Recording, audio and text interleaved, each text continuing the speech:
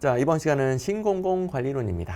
자, 앞에 1강부터 7강까지 쭉 흐름을 잘 따라오고 있죠. 혹시 이제 이 부분부터 처음 보신 분들은 앞 강의부터 쭉 순서대로 듣는 게 당연히 좋습니다. 근데 어쨌든 뭐 이번 시간에 신공관리론 집중해서 공부를 해볼 것인데, 자, 세제시니까 너무 어려운 부분은 못해요. 아시다시피, 아는 분은 아시다시피 신공관리론 현대행정에서 어마어마하게 중요한 이론이죠. 이 자체로도 엄청나게 나오고 행정학 처음부터 끝날 때까지 계속 신공관리론과 관련되는 게 나옵니다. 너무너무 중요하죠. 또 처음 공부하신 분들도 이거 진짜 중요한 이론이구나. 내가 아직 행정학 제대로 시작은 안 했지만 세제시로라도 세상에 제일 쉬운 행정학 라이브 강의로라도 한번 접해봐야 되겠다. 한번 집중을 해봅시다. 우리 7강에서 공공선택론 공부를 해봤습니다. 공공선택론의 배경 뭐였지? 행정국가, 복지국가 큰 정부 시대였어. 정부 중심이었지.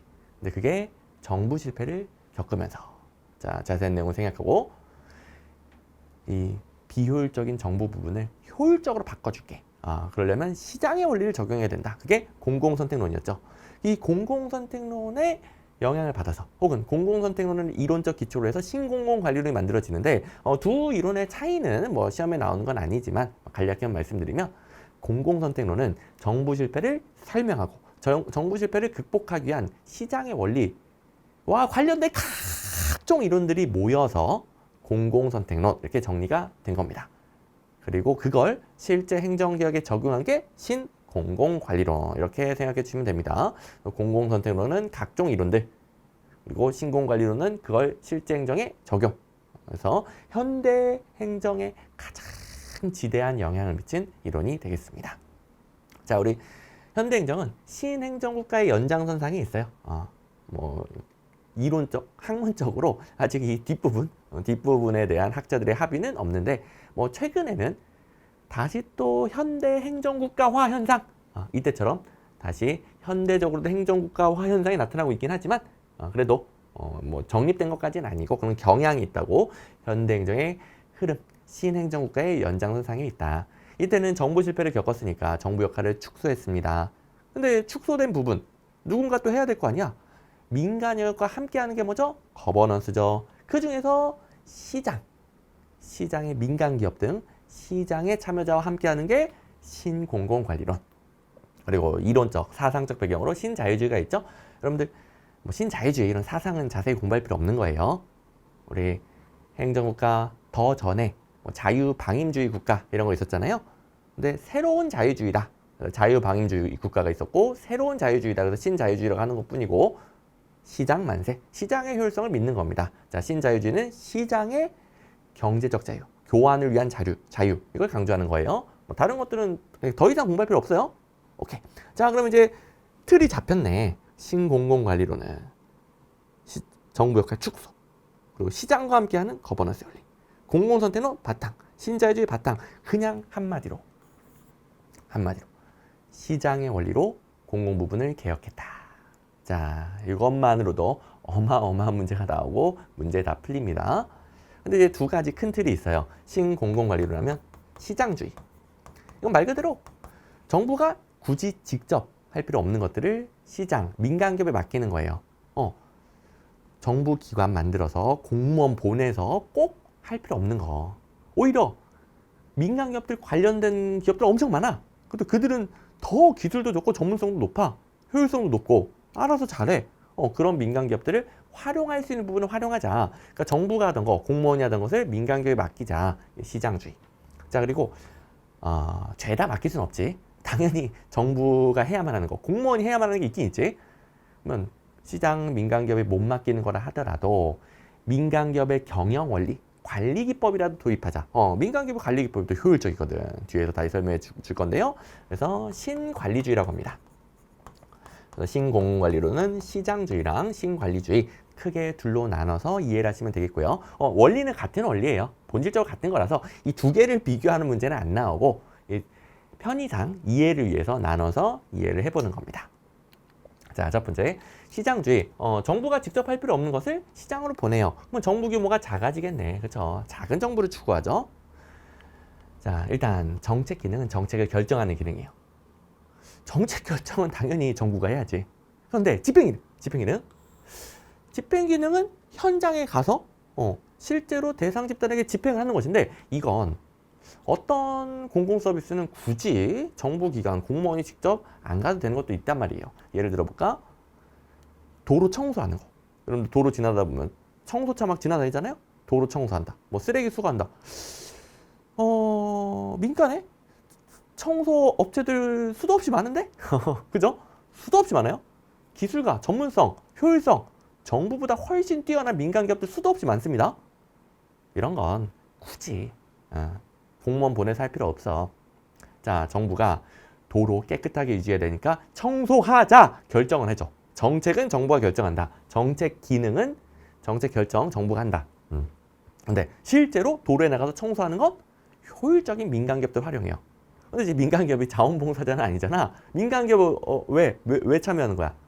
그치, 민간 기업은 돈을 벌어야. 그러니까 돈을 벌 수 있어야 참여하지. 자, 효율적인 민간 기업에게 맡기되 민간 기업이 돈 벌 수 있게 해주면 되는 거예요. 내가 정부가 얼마 줄게. 누가 청소할래? 그러면 돈 벌 수 있는 기회니까 득달같이 민간 기업도 자기가 하겠다고 하겠지. 그러면 잘 보세요. 그 중에서 더 효율적이고 기술이 뛰어난 기업을 고르면 되는 거예요. 민간 기업은 돈만 벌 수 있게 해주면 서로 하려고 그러고, 자, 뽑히려면 경쟁력이 있어야 되겠죠. 청소도 더 잘하고 전문성이 높아야 됩니다. 전문성 갖추려고 하고 효율성 갖추려고 하고 고객들이 원하는 고객 대응성 갖추려고 노력하죠. 그럼 공공서비스의 효율성과 대응성이 늘어나겠네. 자, 우리 지난 시간에 배웠듯이 전통적 관료제는 서비스의 효율성과 대응성을 높이려는 요인이 부족했어요. 그래서 공무원 선택론이 경쟁의 원리, 수요자 중심, 고객 중심 원리 도입해서 효율성과 공정성을 높이려고 했죠. 효율성과 대응성을 높이려고 했죠. 신공 관련도 그 원리 그대로 효율성과 대응성을 높이는데 그 방식보다 민간 기업에게 맡기는 거예요. 그걸 갖다가 민영화라고 합니다. 자, 또 잘 봐야 돼요. 정책 기능은 안 맡겨요. 정책 기능은 정부가 하는 거고 집행 기능을 민영화시키는 거예요.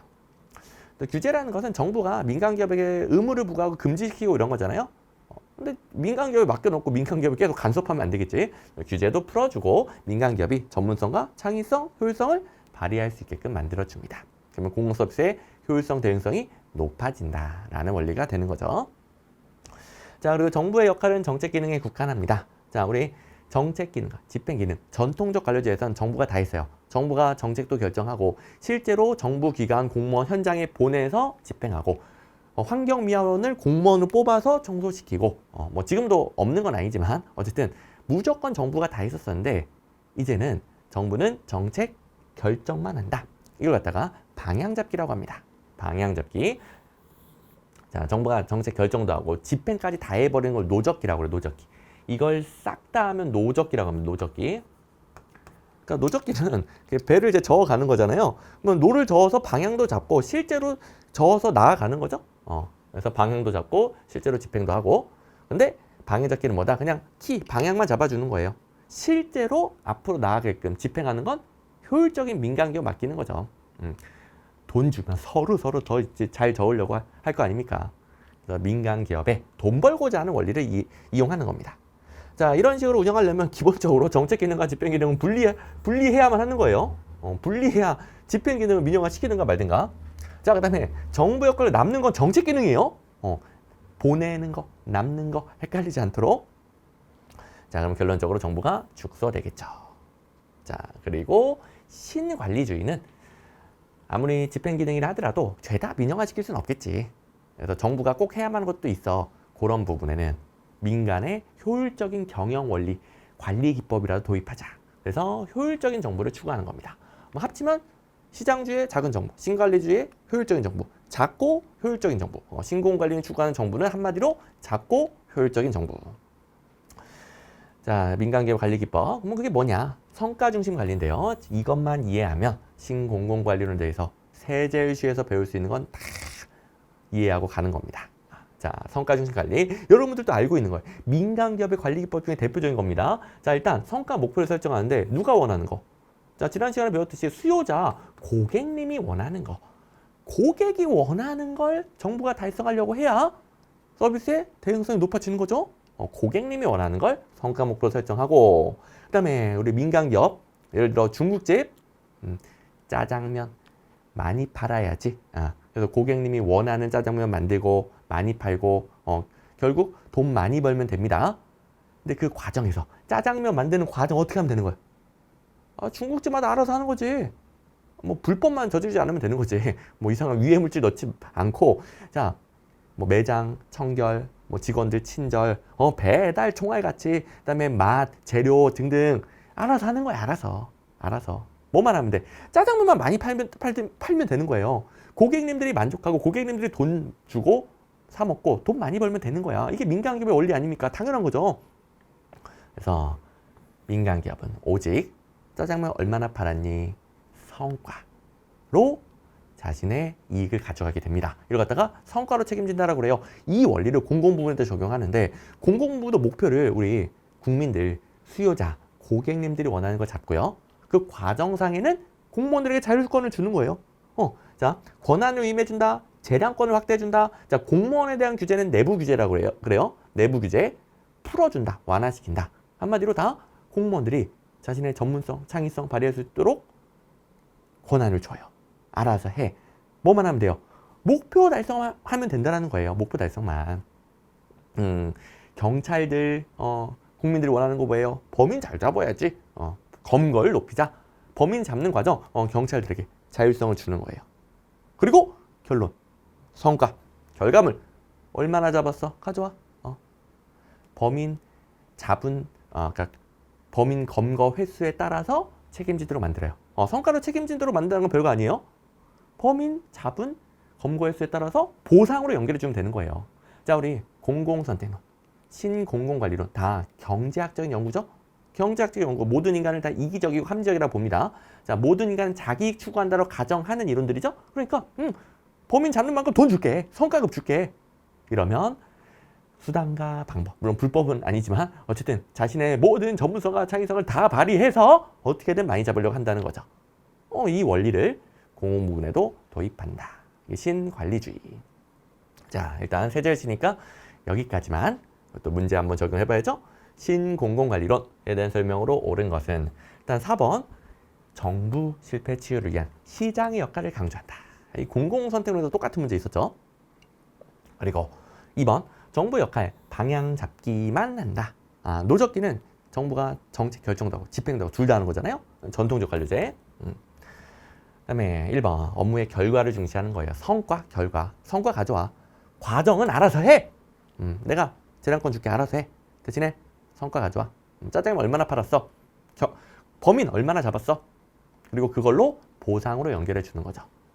과정상에는 권력의 집중, 위에서 통제하고, 집중이라는 것은 권력이 집중되어 있다면 위에서 막 시킨 대로 하는 거죠. 지시하고 통제하고 그런 게 아니라 분권화. 자, 분권화라는 용어도 권한을 준다는 용어예요. 하위 구성원들에게 권한을 분배해 준다. 분권화를 강조하게 됩니다. 결론은 정답이 3번이 되는 거고. 자, 다음 문제 하나만 더. 자, 미국, 영국 등 영미국가에서 강조하고 있는 신공관리 행정개혁의 방향과 거리가 먼 것은 주요 선진국 신공관리론적인 행정개혁이 대세였다고 그랬죠. 자, 일단 2번, 정부와 시장 기능을 재정립해요. 정부 역할을 축소하고 공공부문에 시장의 원리를 적용하죠. 시장에 맡기든가 시장의 원리를 적용하든가. 그러려면 일단 정책 기능과 집행 기능을 분리해야 돼. 그리고 집행 기능을 민영화, 집행 기능을 시장에 맡기는 거죠. 일단 분리해야 가능. 뭐 이런 문제도 나오고. 그다음에 공공부문 내부에도 경쟁 원리랑 시장 원리를 도입합니다. 대표적인 게 신관리주의, 민간기업의 성과 중심 관리를 도입하게 되는 거죠. 그리고 다 뭐예요? 고객 만족, 고객 지향적 행정, 행정 서비스의 질, 품질, 효율성, 대응성을 높여서 국민들, 고객들이 만족하도록 하는 거. 이게 뭐 민간기업 시장의 원리 아니겠습니까? 이렇게 두 문제를 통해서 문제도 아주 쉽게 풀리네 확인을 해봤습니다. 자, 신공관리론은 어마어마하게 중요한 이론이에요. 정말 이번 시간에 미리 들어준 분들은 나중에 공부할 때 정말 편할 겁니다.